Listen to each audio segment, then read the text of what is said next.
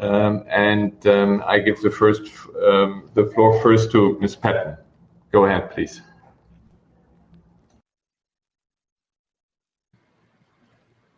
Thank you, Mr. President.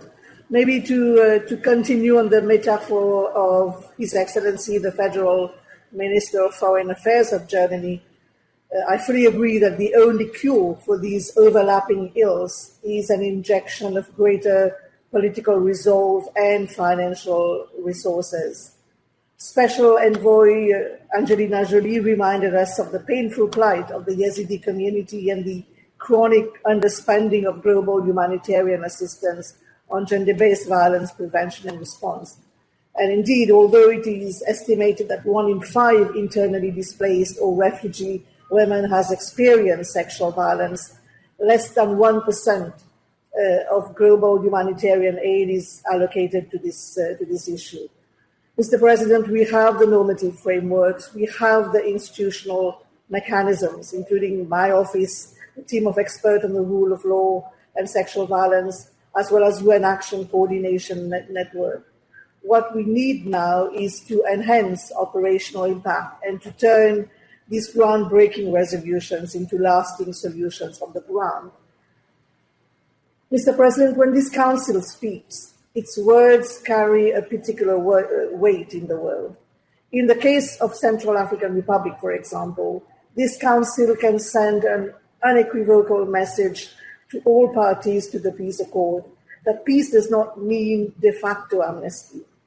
All those responsible for commanding or condoning sexual violence will be sanctioned and will be held to account. Justice may be delayed in many cases, but it will not be denied. As briefer Ms.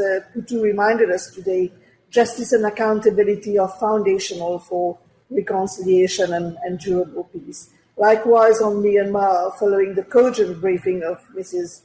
Omar, we all must continue to push for the full implementation of the joint communique on conflict-related sexual violence, the adoption of the law on the prevention of violence against women, humanitarian access to conflict-affected communities, and profound and lasting security sector reform.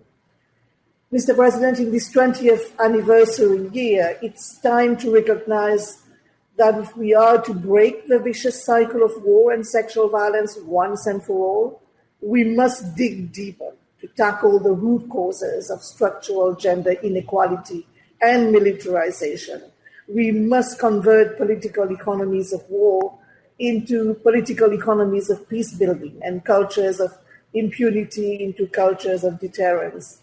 We must reimagine a world in which all survivors, especially women, are supported and empowered to assume their rightful roles as political leaders and agents of change. The history of wartime rape has been a history of denial. We need to continue generating data as an evidence base for action.